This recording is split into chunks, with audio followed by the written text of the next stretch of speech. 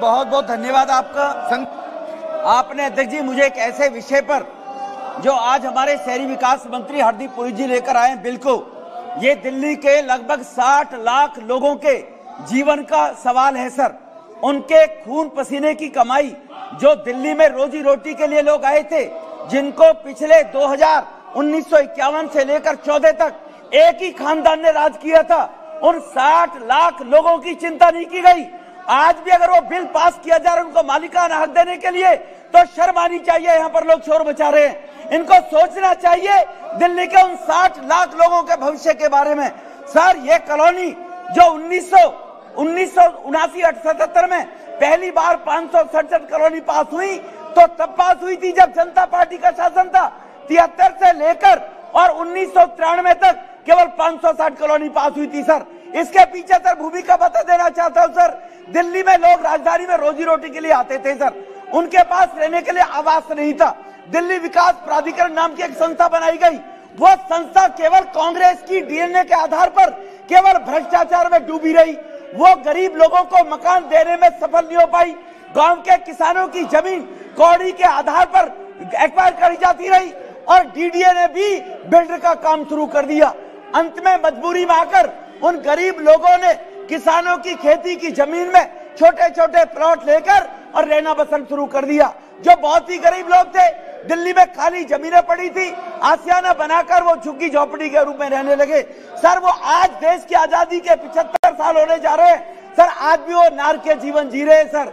इसके पीछे राजनीति होती रही, बार बार केवल प्रोविजनल सर्टिफिकेट बांटे जाते रहे, लेकिन उनको आश्वासन दिए जाते रहे, लेकिन इन कॉलोनियों को पास करने के लिए उन लोगों की खून पसीने की, गरीब काटे की खून पसीने की कमाई से मालिकाना हक देने की कभी नहीं सोची। वोट बैंक करते रहे, जैसे बंगाल की मुख्यमंत्री कर रही है वहां पर वोट बैंक के माध्यम से। इसलिए सर आज ये बिल जो लेकर आए स्पेशल प्रोविजन, सर नहीं, ये 60 लाख लोगों के भविष्य जुड़ा हुआ है। मुझे 5 मिनट दीजिए, वो भी सब समझते हैं। और इसलिए मैं आपसे निवेदन करना चाहता हूं, इसकी बैकग्राउंड में जाकर इन लोगों को तुरंत मालिकाना हक इन लोगों को मिल जाए। जो प्रयास हमारे देश के प्रधानमंत्री जी ने किया था, प्रयास किया हुआ था, लेकिन इसकी बैकग्राउंड में जाना चाहता हूँ 5 मिनट, लेकिन इसकी बैकग्राउंड में जाना चाहता हूँ सर मैं कि बैकग्राउंड में जाने के लिए इन कॉलोनी में रहने वाले लोगों को जो इनकी बाउंड्री लाइन हो गई है सर, लोगों ने नक्शे 2011-15 में जमा करा दिए सर। अब जो अधिकारी जो वर्क करते हैं, जैसे एक सांसद को आत्महत्या करनी पड़ गई अधिकारियों के कारण से ही, तो ये अधिकारी जो दफ्तरों में बैठकर सर ये बाउंड्री लाइन करते, कुछ लेफ्ट आउट पोर्शन छूट गया है सर, उन लोगों की रजिस्ट्री की जाए। मैं निवेदन करना चाहता हूँ माननीय मंत्री जी से, उन लोगों की कॉलोनी में जाकर उनका सर्वे करवाकर उनका रजिस्ट्रेशन कराया जाए और कैंप लगाकर उनकी कॉलोनियों में रजिस्ट्री दी जाए। आपकी सरकार, आपके द्वार, जैसे देश के प्रधानमंत्री जी ने लोगों को इस चीज से बाहर निकालकर आत्मनिर्भरता की तरफ बढ़ाने का प्रयास किया सर। इसीलिए उन लोगों का जो जीवन यापन है, जो लोग वो आज भी त्रस्त है, आज वो लोग रजिस्ट्रेशन कराने को तैयार है, लेकिन सर्वे के बहाने से या उन लोगों के कागजों को ठीक ना बताने के बहाने से उनको ढीला किया जा रहा है। इसलिए सर मैं निवेदन और करना चाहता हूं मंत्री जी से, जिन लोगों की जमीनें एक्वायर हो गई सर, उनको अल्टरनेटिव प्लॉट दिए जाते थे। अभी कुछ लोगों की जमीनें एक्वायर हो गई, अल्टरनेटिव प्लॉट दे रहे 40 किलोमीटर दूर जाकर।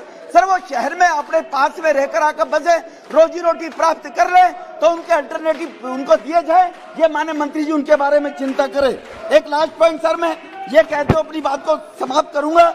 इस बिल के माध्यम से मैं माननीय मंत्री जी से एक निवेदन करना चाहता हूं सर, कि जो दिल्ली के अंदर दिल्ली लैंड रिफॉर्म एक्ट है, धारा 181 आर्टिकल 181 के अंदर जो किसान अपनी जमीन में घर बना लेते हैं, परिवार बढ़ गए हैं, उनको ग्राम सभा में वेस्ट कर वहां पर लूट खसोट की जा रही है सर। गरीब लोगों को परेशान किया जा रहा है, उन जमीनों को ग्राम सभा में वेस्ट किया जा रहा है।